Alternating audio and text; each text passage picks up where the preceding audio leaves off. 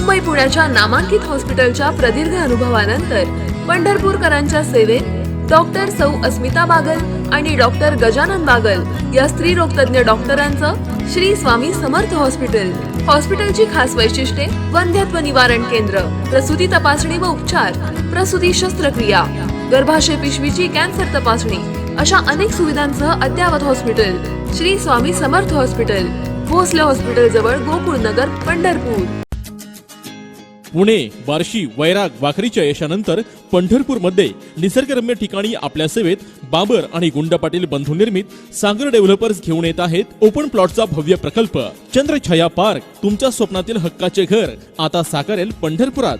चंद्रछाया पार्कच्या माध्यमातून जिथे लवकरच नगरपालिकेचा डीपी रोड उपलब्ध होणार आहे. याशिवाय 40 foot concrete road, underground drainage, D Mart पासून हाकेच्या अंतरावर कंपाऊंड युक्त क्षेत्र, स्ट्रीट लाईटची ही सोय, प्रशस्त जागा आणि थंड हवेचे ठिकाण, स्वतंत्र पाणी कनेक्शन, तसेच बगीचा, ओपन जिम आणि वॉकिंग ट्रॅक अशा नानाविध सुविधांनी युक्त सागर डेव्हलपर्स यांचे चंद्रछाया पार्क. पत्ता: चंद्रछाया पार्क, चंद्रभागा बस स्थानकासमोर, जुना अकलूज बायपास रोड, पंढरपूर. बुकिंगसाठी संपर्क 97630 37257, 7057 8158 33, 94 200 93 953 आणि 9850 666 132. सन्माननीय सभासद बंधू, उपस्थित सन्माननीय सर्व पत्रकार बंधू आणि उपस्थित तरुण सहकारी मित्रांनो, आजची मीटिंग सभासदांशी चर्चा, विचार करण्यासाठी या ठिकाणी बोलवले. आपल्या कारखान्याचा सहकारी सभासद सज्जन भोसलेने या ठिकाणी बोलताना सांगितलं आणि प्रत्येकाला या ठिकाणी मत मांडण्याचा अधिकार आपण दिल्यानंतर मत मांडत असताना कोणत्या पद्धतीने आपण आपलं मत मांडतोय याचं भान आपण सगळ्यांनी या ठिकाणी ठेवावं पाहिजे.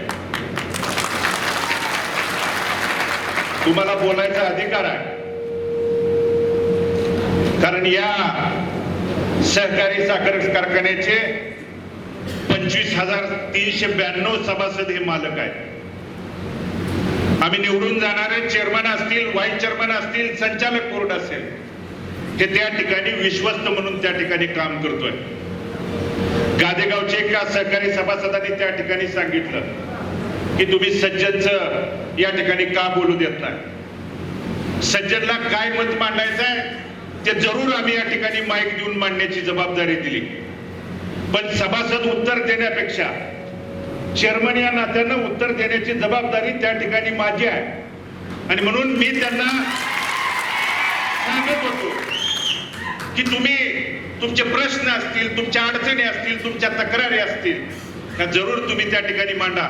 उत्तर देण्याची जबाबदारी गेले 7-8 महिन्यापासून कोणत्या पद्धतीचा प्रयत्न सुरू आहे, कशा पद्धतीने अडचणीवरती मात करण्यासाठी आमचा संघर्ष सुरू आहे, ही सांगण्याची जबाबदारी माझी आहे. परंतु काही मंडळींनी जाणून बुजून पाठवलेली ही भूमिका आहे.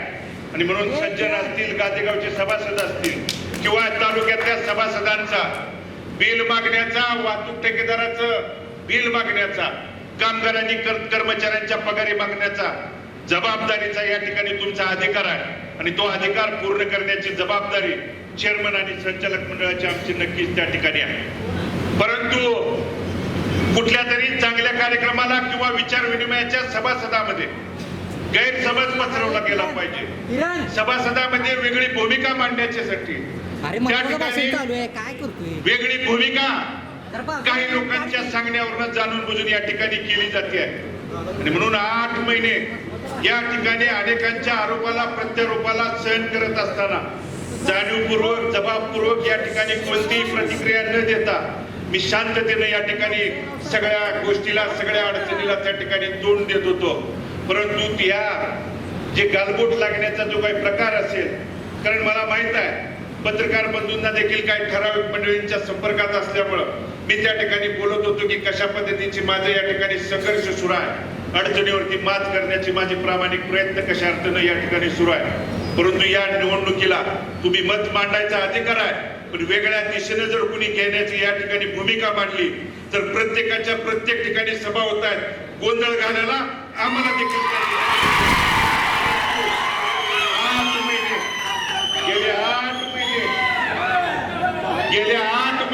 तुम्ही खालच्या पातळीला जाऊन माझ्यावरती, कुटुंबावरती, हयात नसणाऱ्या माझ्या वडिलांवरती देखील खालच्या पातळीला जाऊन तुम्ही आरोप केले, की सहन केलं. याचं कारण ज्या अडचणीच्या काळामध्ये या संस्थेचा मी चेअरमन त्या ठिकाणी झालो. 21 डिसेंबर 2020 ला माझ्यावरती चेअरमन पदाची जबाबदारी आपल्या सर्वांवरती, माझ्यावरती, कुटुंबावरती दुःखाचा प्रसंग ओढवल्यानंतर माझ्यावरती ती जबाबदारी आली. आणि जबाबदारी आल्यावरती गेले 2-3 वर्ष झालं नाना देखील या कारखान्याच्या अडचणीला या ठिकाणी सामोरं जात होतं, त्या ठिकाणी मार्ग काढत होते. आणि म्हणून 21 डिसेंबरला या ठिकाणी चेअरमन म्हणून निवडत असताना ही जी नानांच्या अचानकपणे आपल्यातून जाण्यानं जे आपल्यावरती दुःखाचा डोंगर कोसळल्यानंतर मी सगळ्या संचालक मंडळांना, 18च्या 18 संचालक मंडळांना जाऊन त्या ठिकाणी भेटलो आणि सांगितलं की ह्या प्रसंगाला तुम्ही मला सहकार्य करा.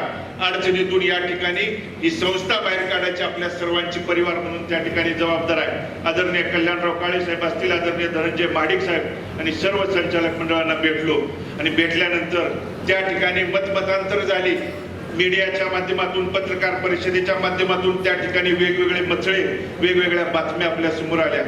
परंतु सगळ्यांना हात जोडून त्या ठिकाणी सांगितलं की चेअरमन निवडायची जबाबदारी हे 18 संचालक आणि नेते म्हणून घेणं, आपले नेते या ठिकाणी आदरणीय कल्याणराव काळे आणि धनंजय महाडिक या ठिकाणी आपल्याला सांगणार आहेत. आणि त्यांनी जो निर्णय देईल तो आपण या ठिकाणी घेऊन पुढे जाऊया. कारण 21 डिसेंबर 2020 ला मी चेअरमन झाल्यानंतर 26 जानेवारी 2021 ला या संचालक मंडळाची पंचवार्षिक जी निवडणुकीचा कालावधी आहे तो या 26 जानेवारी 2021 ला संपणार होता. आणि म्हणून सांगितलं की निवडणुकीला सामोरं जात असताना 4-5 महिन्याच्या कालावधीमध्ये निवडणुका आपल्याला सामोरं जाणार आहे. कोरोनाच्या कालावधीमुळे 4-5 महिना निवडणुका या ठिकाणी पुढे जाण्याची शक्यता आहे. आपण परिवार म्हणून एकसंघपणे एकत्रित येऊया आणि जो विचार परिवारातले वडीलधारी सभासद असतील, ज्या माता भगिनी असतील, तरुण असतील, ज्येष्ठ असतील, जो निर्णय आपल्या परिवाराला देतील तो या ठिकाणी परिवार म्हणून आपण एकसंघपणे खांद्यावरती त्या ठिकाणी घेऊन जाण्याची जबाबदारी या ठिकाणी पार पाडूया. आणि म्हणून चेअरमन निवड झाल्यानंतर मगाशी या ठिकाणी बोलताना भारतराव बागलांनी सांगितलं की त्यांनी इतिहास 1985 पासूनचा आपल्या समोर त्या ठिकाणी मांडला. 1985 पासून ते 2009चा इतिहास आपल्या डोळ्यासमोर त्या ठिकाणी आला. आपल्या विठ्ठल परिवारामध्ये गट तट भांडणं लावायची आणि विधानसभेच्या माध्यमातून आपल्यामध्ये वाद लावून त्या ठिकाणी आमदारकी मिळवायची. हे गेले 85 पासून त्या ठिकाणी सुरू होतं. परंतु तुमच्या सगळ्यांच्या आशीर्वादानं 2009 ला त्या ठिकाणी नाना चेअरमन झाल्यानंतर परिवारातली जी काही मतमतांतर असतील, मनामधले मतभेद असतील, विचाराच्या काय एकमेकाच्या जर काही कुणाशी पटत नसेल तर ते बाजूला सारून त्या ठिकाणी 2010 ला चेअरमन साहेब असतील, स्वर्गीय राजबापू असतील, सर्वांना त्या ठिकाणी एकत्रित घेऊन जाण्याची भूमिका 2010 ला त्या ठिकाणी नानांनी पार पडली. कारण जोपर्यंत परिवार एकसंघपणे राहत नाही तोपर्यंत कोणत्याही त्या ठिकाणी इथून पुढच्या काळात पंचायत समिती असेल, जिल्हा परिषद असेल, नगरपालिकेच्या निवडणुका असतील, या निवडणुकीमध्ये आपल्याच विचाराच्या सहकार्यांना, तरुणांना या ठिकाणी संधी मिळणार नाही हा विचार त्या ठिकाणी नानांनी त्या ठिकाणी ठेवला. आणि म्हणून गेले 7-8 महिने वैयक्तिक खालच्या पातळीला टीका टिप्पणी झाल्यावर देखील शांत राहण्याची भूमिका यासाठी घेतली होती की नानांनी शेवटच्या श्वासापर्यंत परिवार एकसंघ ठेवायची भूमिका केली होती. आणि म्हणून त्याला तडा किंवा छेद जाऊ द्यायचा नाही ही मनाशी फुलगाठ बांधून मी देखील या ठिकाणी उत्तर किंवा प्रतिवाद किंवा या ठिकाणी त्यांच्या आरोपाला या ठिकाणी मी उत्तर हे काही शब्दाचं त्या ठिकाणी दिलं नाही. सज्जनी बोलताना सांगितलं की शेतकऱ्यांच्या या ठिकाणी सभासदाचं बिल असेल, कर्मचाऱ्यांच्या पगारी त्या ठिकाणी असतील किंवा वाहतूक ठेकेदारांच्या रकमा असतील त्या देण्याची भूमिका चेअरमन या नात्यानं पार पाडत असताना जवळजवळ शेतकरी सभासदांचं 28 कोटी 30 लाख रुपयाची शेतकऱ्यांची FRP असेल, 6.5 कोटी त्या ठिकाणी वाहन मालकाची रक्कम असेल आणि कर्मचाऱ्यांच्या पगारी, या पगारीवरती या अडचणीवरती मात करत असताना वेळोवेळी, कारण चेअरमन झाल्यानंतर 3च महिन्याने विधानसभा पोटनिवडणुकीची या ठिकाणी आचारसंहिता या मार्च मध्ये लागली. 17 एप्रिलला विधानसभेच्या पोटनिवडणुकीचं मतदान झालं आणि जवळजवळ 2 मेला त्या ठिकाणी विधानसभेच्या पोटनिवडणुकीचा निकाल लागला. निकालामध्ये या ठिकाणी कुणी काय केलं कुणी कोणत्या पद्धतीची भूमिका घेतली, कुणी कशा पद्धतीने आरोप प्रत्यारोप केले, मला या गोष्टीवरती एका शब्दाने या ठिकाणी त्याच्यावरती बोलायचं नाही. परंतु 2 तारखेला या ठिकाणी पराभवाला सामोरं गेल्यानंतर 3 तारखेला त्या ठिकाणी सांगितलं की यशाला हजारो वाटेकरी असतात, परंतु पराभवाला उमेदवार या नात्यानं स्वतः त्या ठिकाणी सामोरं गेलो आणि 3 तारखेला त्या ठिकाणी सांगितलं की जरी माझा या ठिकाणी थोड्याशा मतानं पराभव जरी झाला असेल तर 1,06,752 मत या ठिकाणी लोकांनी येथल्या वडीलधाऱ्यांनी, मायमाऊल्यांनी आणि तरुणांनी आशीर्वाद रूपी मतदान दिलंय. त्या मतदानाच्या रूपी मी कायमस्वरूपी त्यांच्यामध्ये या ठिकाणी सहभागी होऊन त्यांच्या समस्या अडचणी सोडवण्याची भूमिका कायमस्वरूपी या ठिकाणी पार पाडीन म्हणून सांगितलं. आणि म्हणून 3 मे नंतर 7 मे नंतर ही संस्था चालली पाहिजे, या अडचणीतून बाहेर पडलं पाहिजे. यासाठी मुंबई, पुणे आणि आदरणीय शरदचंद्रजी पवार साहेब असतील, आदरणीय अजितदादा असतील, आदरणीय जयंतराव पाटील साहेब असतील, आदरणीय सहकार मंत्री बाळासाहेब पाटील असतील, यांच्याकडे मी असतील, आदरणीय धनंजय महाडिक साहेब असेल किंवा कल्याणराव काळे साहेबांनी या ठिकाणी वेळोवेळी मला या ठिकाणी काही भूमिका मांडायची असेल तर त्या दोघांनी, कारण परिवार एकसंघ असताना नानांनी त्या ठिकाणी वडीलकीची भूमिका पार पाडली होती. नानांच्या नंतर माझ्या पाठीमागं मायेची आणि या ठिकाणी वडीलकीची भूमिका पार पाडण्यासाठी या दोघांनी त्या ठिकाणी संबंधित मंत्र्याला असेल, संबंधित लोकांना त्या ठिकाणी भांडण्याची भूमिका त्या ठिकाणी गेल्या 6-7 महिन्यामध्ये त्या ठिकाणी पार पडली. आणि म्हणून ही भूमिका पार पडत असताना वेळोवेळी, कारण मी 23 ऑगस्टला संचालक बोर्डाची या ठिकाणी मीटिंग घेतली, या MSC बँकेकडे या ठिकाणी आपण कर्ज मागणी करत असताना MSC बँकेकडून तिथल्या संबंधित प्रशासक असेल, काही लोकांच्याकडून अडचणी त्या ठिकाणी निर्माण झाल्या. गेले 2-3 वर्ष सतत वेगवेगळ्या अडचणी आणण्याचं किंवा या ठिकाणी येण्याच्या भूमिका काही मंडळींनी पार पाडल्या होत्या. आणि म्हणून त्याच्यावरती मात करत असताना वेळोवेळी त्यांना ही संस्था चालली पाहिजे. 1980 पासून विठ्ठल सहकारी साखर कारखाना MSC बँकेकडे या ठिकाणी कर्जदार म्हणून किंवा त्या ठिकाणी त्यांच्याकडे या बँकेकडे आम्ही या ठिकाणी कर्जदार म्हणून आपल्याकडे हजारो कोटी या ठिकाणी कोटी रुपयाचं व्याज असेल किंवा व्यवहार करण्याची भूमिका 1980 पासून त्या ठिकाणी संस्थेने पार पडली आहे. तुम्ही सहकार्याची भूमिका या ठिकाणी करा. आम्ही या अडचणीतून मात करण्यासाठी, अडचणीतून बाहेर काढण्यासाठी आम्ही कायमस्वरूपी आहे म्हणून सांगितलं. परंतु त्यावरती काही अडचणी आल्यानंतर वेळोवेळी त्या ठिकाणी 23 ऑगस्टला संचालक मंडळाची मीटिंग घेतली आणि मीटिंग मध्ये सांगितलं की MSC बँकेकडून दिलेल्या कर्जाला आपल्याला अडचणी येत आहेत, तर इतर बँका असतील किंवा इतर वित्तीय संस्था असतील किंवा इतर साखर व्यापारी असतील, यांच्याकडून या अडचणीवरती मात करण्यासाठी आपण साखरेवरती किंवा कुठल्या वेगवेगळ्या संस्थांकडून कर्ज पुरवठा उभा करू म्हणून सांगितल्यानंतर संचालक मंडळाचा ठराव झाला. परंतु ठराव घेऊन मुंबईला जायपर्यंत काय बहादरांनी त्या ठिकाणी तक्रारी करून या चालू असलेल्या कामाला खीळ घालण्याची भूमिका त्या ठिकाणी त्यांनी पार पाडली. आणि म्हणून महिनाभर त्या ठिकाणी जी मंडळी पैसे द्यायला तयार झाली होती त्याच्याकडे वेगवेगळ्या भूमिका त्या ठिकाणी मांडल्या. ही संस्था चालली नाही पाहिजे, ही संस्था टिकली नाही पाहिजे म्हणून काही विचार या ठिकाणी तालुक्यामध्ये कार्यरत आहेत. आणि म्हणून अशा लोकांना या ठिकाणी इथून पुढच्या काळामध्ये कशा पद्धतीनं तुम्ही बाजूला सरायचं, कारण मी चेअरमन किंवा संचालक मंडळ विश्वस्त म्हणून काम करतोय.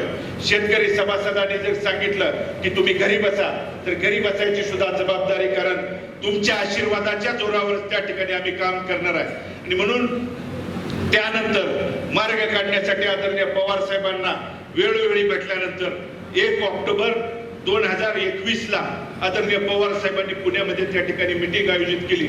सगळं संचालक मंडळ त्या ठिकाणी उपस्थित होतं आणि पवार साहेबांनी सांगितलं की कशा पद्धतीनं तुम्हाला या अडचणीवरती मात करण्यासाठी तुमच्याकडं काय उपाययोजना आहे.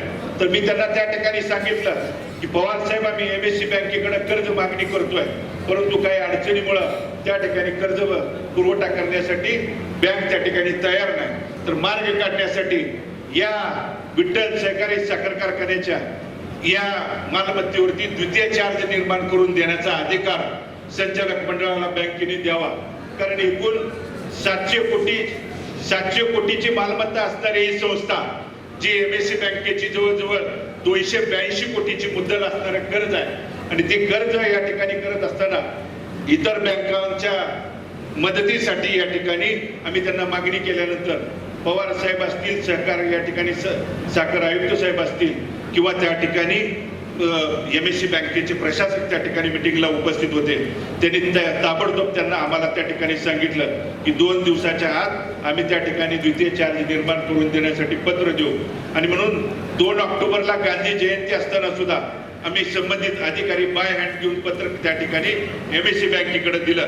आणि MSC बँकेकडे दिल्यानंतर 20 ऑक्टोबर पर्यंत कोणतेही या ठिकाणी प्रतिउत्तर नाही आल्यानंतर 21, 22, 23, 24 सलग 4 दिवस बँकेच्या दरवाजामध्ये बसून त्या ठिकाणी त्यांना भांडल्यानंतर 25 ऑक्टोबरला या ठिकाणी विठ्ठल कारखान्याला द्वितीय चार्ज निर्माण करून देण्यासाठी एक पत्र दिलं.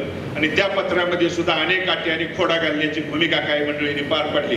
त्यामध्ये सांगितलं की द्वितीय चार्ज निर्माण करून देण्यासाठी सुद्धा तुम्हाला राज्य सरकारची परवानगी त्या ठिकाणी घ्यावी लागेल.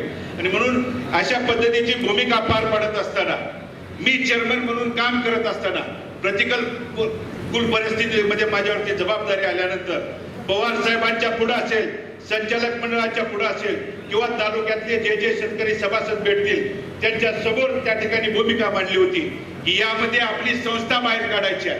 ही सहकारी साखर कारखाना संस्था चालली पाहिजे.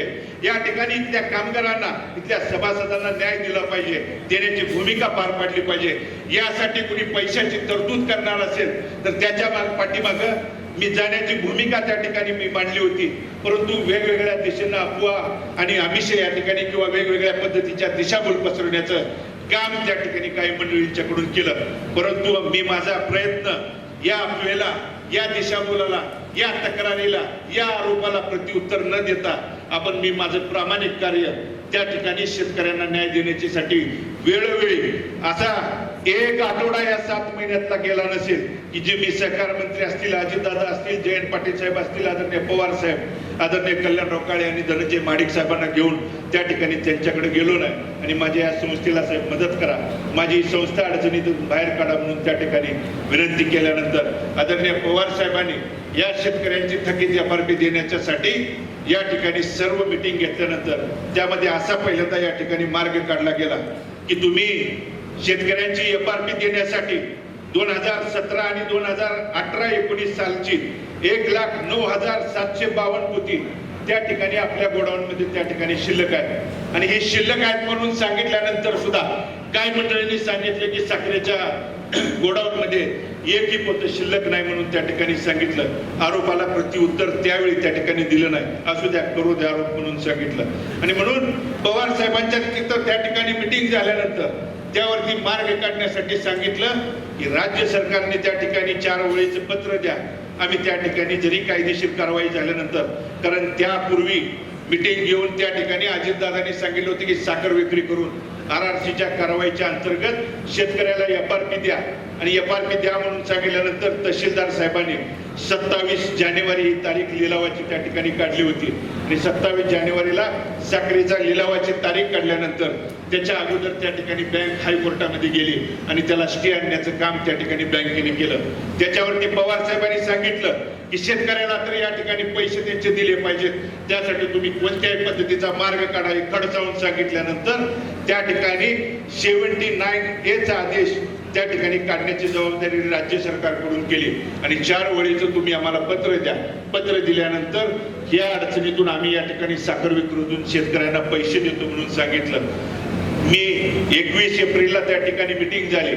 21 एप्रिलला मिटिंग झाल्यानंतर 26 एप्रिल पासून बाय हँड साखर आयुक्तांनी त्या ठिकाणी मंत्रालयामध्ये रोज त्या ठिकाणी पाठपुरावा करून 6 मेला त्या ठिकाणी तो 79A चा आदेश या ठिकाणी हातात घेतला. आणि हातात घेतल्यानंतर प्रशासक साहेबांना सांगितलं की साहेब हा आदेश आला, साखर विक्रीसाठी पुढची कारवाई करून आमच्या शेतकऱ्याला त्या ठिकाणी न्याय द्या. आणि म्हणून मुंबईतून पुण्याला आलो आणि पुण्याला निघून हडपसरपर्यंत त्या ठिकाणी येतोय. तोपर्यंत मला त्या ठिकाणी समजलं की विठ्ठल मंदिराच्या शेजारी आपल्या मंदिराच्या भोवती त्या ठिकाणी ज्या मंडळींनी गोडाऊन मध्ये साखर नाही म्हणून आरोप केले होते त्याच मंडळीने त्या ठिकाणी आमच्यामुळं साखर विक्रीचा निर्णय झाला म्हणून साखर वाटण्याचं काम केलं. आणि म्हणून जे मंडळी गोडाऊन मध्ये साखर नाही म्हणणारे मंडळी तेच त्या ठिकाणी साखर वाटप करून आमच्यामुळं त्या ठिकाणी साखर विक्रीला परवानगी मिळाली. अशा पद्धतीनं त्या ठिकाणी परत एकदा सभासदामध्ये दिशाभूल केली.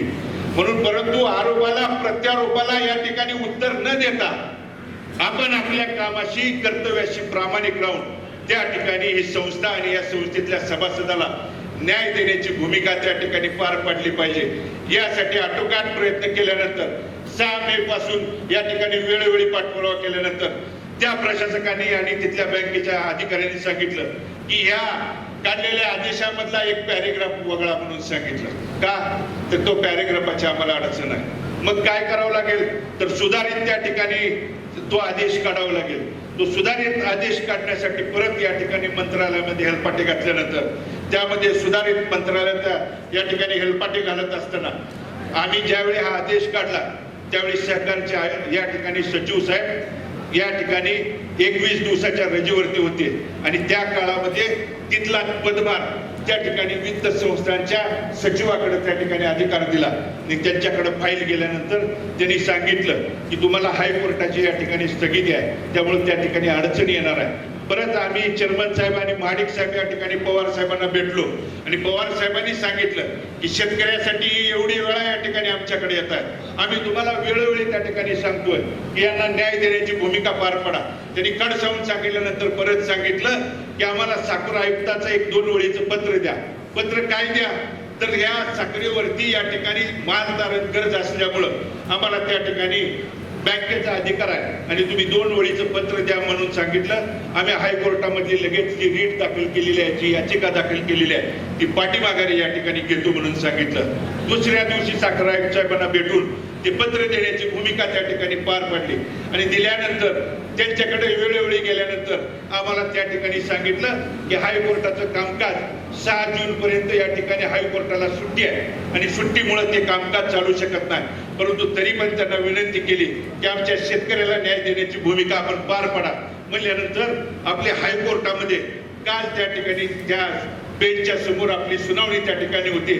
बँकेच्या वकिलांनी त्या ठिकाणी ती रीट दाखल केलेली माघारी घेण्याच्या भूमिकेत त्यांची म्हणणं त्या ठिकाणी मांडलेलं आहे आणि ते पाठीमाघारी दिल्यानंतर की शेतकऱ्यांना त्यामध्ये सांगितलंय की 2/3 शेतकऱ्याला आणि 1/3 रक्कम ही बँकेला आणि म्हणून जवळजवळ 33 ते 34 कोटीची साखर झाल्यानंतर 22 कोटी रुपयाची रक्कम ही शेतकऱ्याला त्या ठिकाणी मिळणार आहे आणि म्हणून 28 कोटी 30 लाख रुपयाची रक्कम असताना राहिलेली 6 कोटी 30 लाख रुपये रक्कम असेल।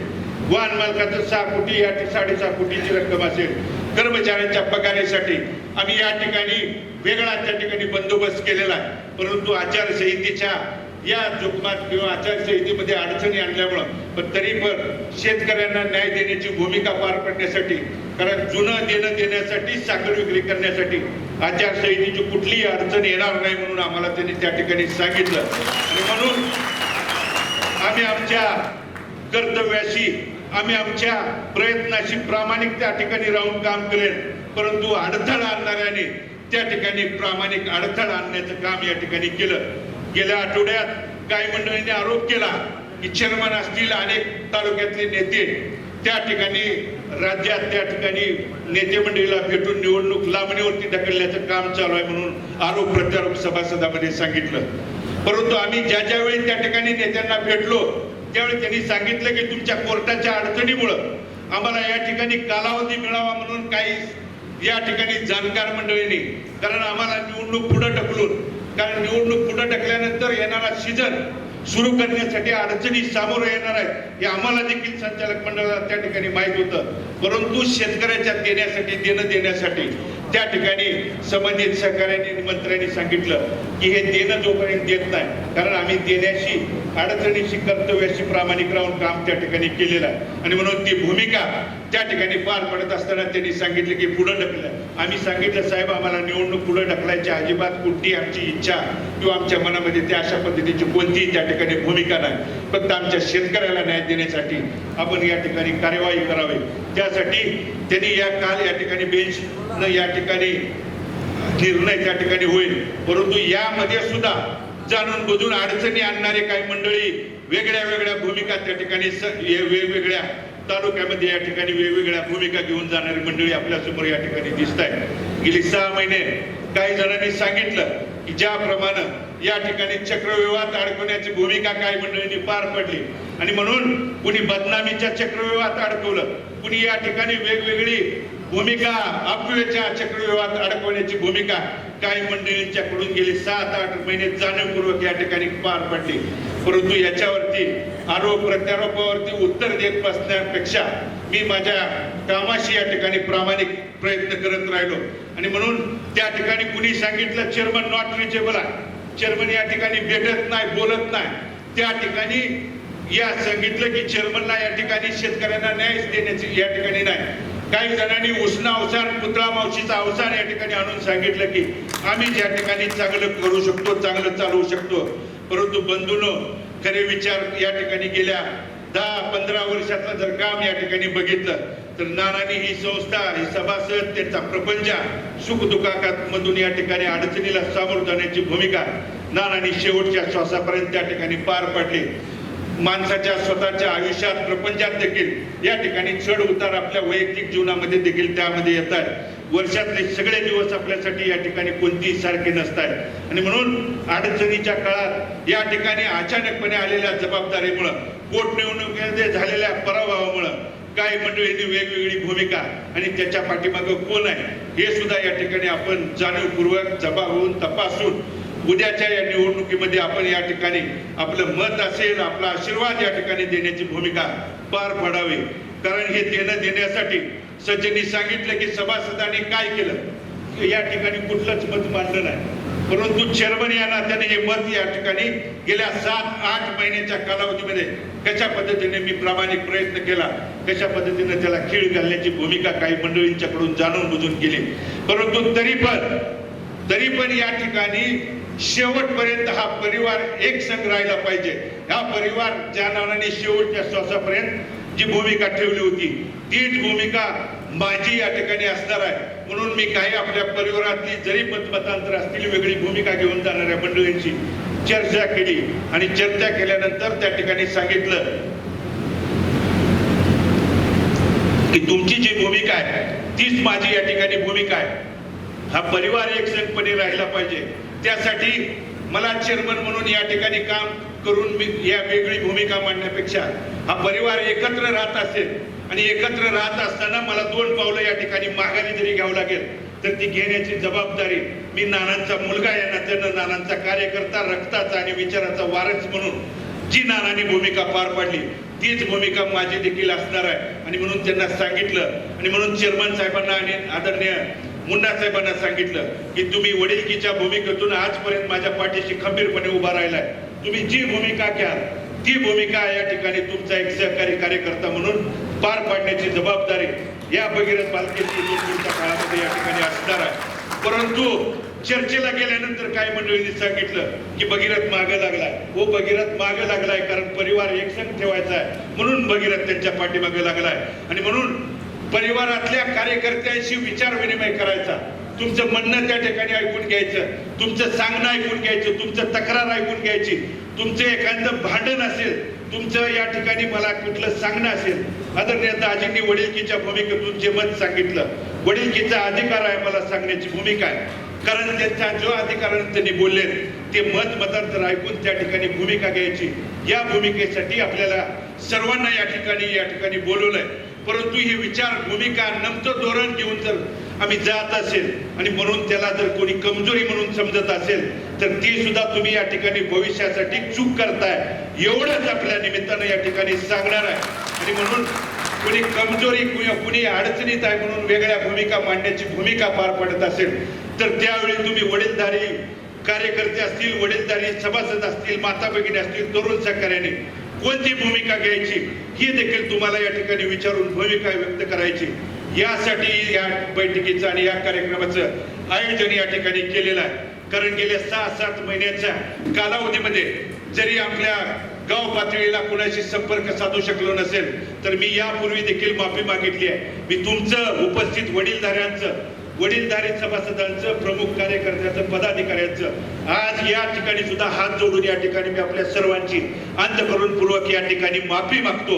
या काही कालावधीमध्ये मी आपल्याशी संपर्क करू शकलो नसलो काही ठराविक लोकांची माझं म्हणणं असेल, माझ्या अंतःकरणातल्या भावना या ठिकाणी मी माझ्या त्या ठिकाणी सांगितल्या. आपल्याशी मी काही बोलू शकलो नसले तरी काही संभ्रम अवस्था पसरवण्याचं काम केलं. परंतु पोटनिवडणुकीच्या निमित्तानं मी त्या ठिकाणी सांगितलं होतं की माझ्या वडिलांनी माझ्यासाठी जर काही सोडून गेलं असेल, इस्टेट, प्रॉपर्टी, पैसा, संपत्ती, याच्यापेक्षा सुद्धा पंढरपूर आणि मंगळवेढ्यातल्या या 2 तालुक्यातलं लोकांचं प्रेम हे इथून पुढच्या काळात माझ्यासाठी ती संपत्ती असणार आहे, ती माझी प्रॉपर्टी असणार आहे, ती माझ्या भविष्यातलं या ठिकाणी असणार आहे. आणि म्हणून 6-7 महिन्याच्या कालावधीमध्ये या ठिकाणी तुमच्याशी संपर्क राहू शकलो नसलो, तुमच्या कुटुंबातल्या सुखदुःखामध्ये मी त्या ठिकाणी मी जरी सहभागी होऊ शकलो नसले तरी कुटुंबातली माझी पत्नी असेल, माझे बंधू असतील, यांना त्यांच्या पद्धतीने सहभागी करून घेण्याची भूमिका मी त्या ठिकाणी माझ्या प्रामाणिक त्या ठिकाणी पार पाडली. आणि म्हणून भगीरथची ही त्यांच्या सार्वजनिक जीवनातली, आयुष्यातली पहिली आणि शेवटची चूक की तुमच्याशी संपर्कात राहू शकलो नसतो, तुमच्याशी माझं म्हणणं या ठिकाणी माझ्या अंतःकरणातल्या भूमिका या ठिकाणी मांडू शकलो नसतो. काही संचालक मंडळातल्या वडीलधाऱ्यांनी देखील मला सांगितलं की तुम्ही आम्हाला देखील काही भूमिका मांडत नाही. परंतु मी त्यांना सुद्धा हात जोडून सांगितलं होतं की मी कोणती जर भूमिका त्यांना सांगितली तर काही त्याचीच या ठिकाणी मंडळी, एखादी पैशाचं काम आम्ही करतोय, एखाद्या अडचणीवरून मात करण्याची भूमिका जर पार पडत असेल तर त्याला खीळ घालणारी मंडळी सुद्धा काय आहे. मी अजूनपर्यंत कुणाचं नाव या ठिकाणी घेतलेलं नाही, परंतु नाव घेण्याची जबाबदारी, कारण परिवार, कुटुंब सगळा या ठिकाणी तालुका आपला परिवार एकसंघपणे राहिला पाहिजे या विचाराची भूमिका माझी या ठिकाणी असणार आहे आणि ती भविष्य काळात देखील राहील. परंतु त्याला जर कमजोरी म्हणून कोणी जर भूमिका घेत असेल तर त्याला सुद्धा या ठिकाणी वेगळ्या भूमिकेने आम्हाला इथून पुढच्या काळामध्ये घेऊन गेल्याशिवाय राहणार नाही. आणि म्हणून इथून पुढची भूमिका पार पडत असताना या शेतकऱ्यांना, इथल्या सभासदांना, कामगारांना न्याय देण्याची भूमिका पार पडत असताना भगीरथ बालके चेअरमन म्हणूनच असला पाहिजे या मताचं माझं मत कधीच नाही.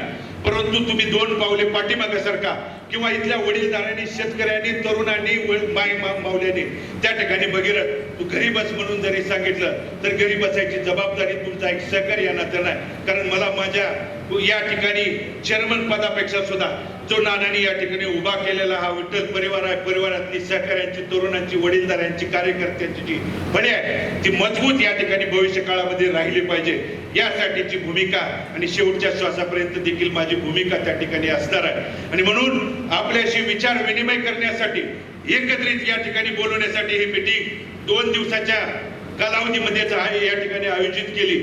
या कालावधीमध्ये देखील आदरणीय चेअरमन साहेब, आदरणीय माडिक साहेबांना बोलवलं. काही राष्ट्रवादी काँग्रेस पक्ष असेल, काँग्रेस, शिवसेना, RPI असतील किंवा आपल्या समविचारी आदरणीय मनसेचे दिलीप बापू असतील, यांना देखील चर्चा विनिमय करून आज भले या ठिकाणी पत्रिकेत त्यांचं नाव जरी नसलं तर मी त्यांची सुद्धा प्रत्येक नेते मंडळीची माफी मागून त्यांच्या विचारानं त्यांना सर्वांना या ठिकाणी एकत्रित घेऊन जाण्याची भूमिका मी माझी या ठिकाणी असणार आहे. आणि म्हणून पुढच्या काळामध्ये तुम्ही जो द्याल तो निर्णय, तुम्ही जो सांगाल तो त्या ठिकाणी धोरण आणि तोरण इथून पुढच्या काळात आपल्या परिवाराचं असणार आहे. आणि म्हणून तुम्ही एकदा हात जोडून या ठिकाणी हात वर करून सांगा की तुम्ही या ठिकाणी पाठीमागे या माझ्या आणि या निर्णयाशी, चेअरमन साहेबांच्या निर्णयाशी आम्ही या ठिकाणी आशीर्वाद देण्यासाठी आहे म्हणून एकदा हात वर करून आशीर्वाद त्या ठिकाणी देऊन सांगा. या ठिकाणी निर्णय घेत असताना जे तुम्ही भूमिका मांडाल, जे या ठिकाणी म्हणणं सांगाल ते म्हणणं घेऊन जाण्याची भूमिका इथून पुढच्या कालावधीमध्ये माझी असणार आहे. त्यासाठी कुणाशी या ठिकाणी संपर्क करू शकलो नसलो, कुणाशी बोलू शकलो नसलो, कुणाची माझं या ठिकाणी म्हणणं मांडू शकलो नसलो तर तुमच्याच एका कुटुंबातला एक छोटा मुलगा, तुमचाच एक मुलगा या नात्यानं पाठीवरती झालेला चुकाला या ठिकाणी पांघरून घालून इथून पुढच्या काळामध्ये जे भरभरून आशीर्वाद, प्रेम, 1,06,000 या ठिकाणी लोकांचा आशीर्वाद मला विधानसभेच्या निमित्तानं तुम्ही आशीर्वाद दिला, त्याच पद्धतीचं मायेचं प्रेम, आशीर्वाद पांघरून त्या ठिकाणी, कारण 1.5-2 वर्ष झालं बघतोय.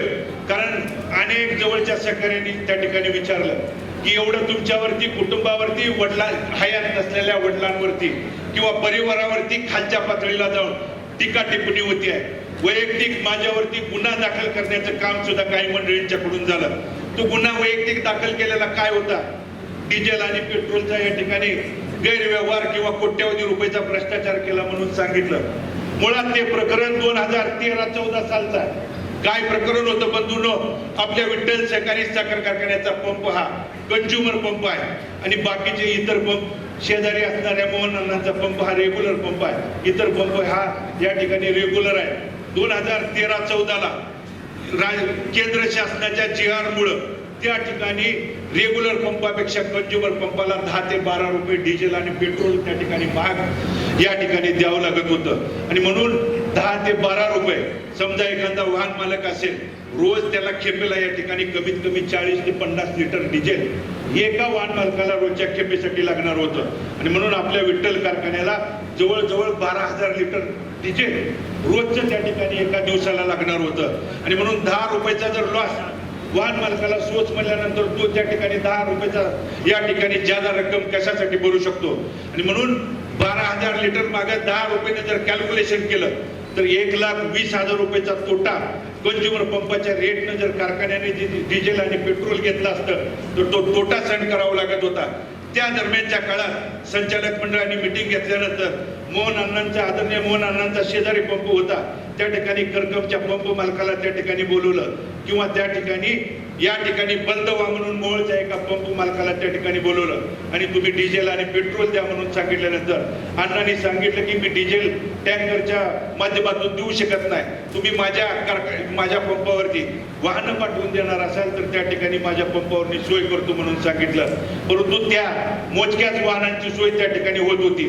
आणि म्हणून त्या ठिकाणी बलदवा असेल त्या ठिकाणी करकमच्या पेट्रोल पंपाकडून, आणि त्यानंतर नानांनी सांगितलं की यामध्ये कशा पद्धतीनं मार्ग काढता येईल.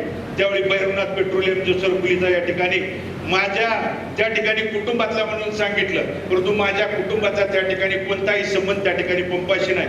नातेवाईक त्या ठिकाणी इतर नातेवाईकांच्या पंपाचा त्या ठिकाणी मी संस्थेच्या अडचणीवरून मात करण्यासाठी ज्या रकमेनं पंपाला या ठिकाणी त्या पेट्रोल पंपाला ज्या रेटनं या ठिकाणी डिझेल आणि पेट्रोल मिळतंय त्याच रेटने 1 पैसा सुद्धा नफा न घेता त्याच रकमेनं विठ्ठल सहकारी साखर कारखान्याला डिझेल आणि पेट्रोल देण्याची भूमिका त्या ठिकाणी पार पाडली.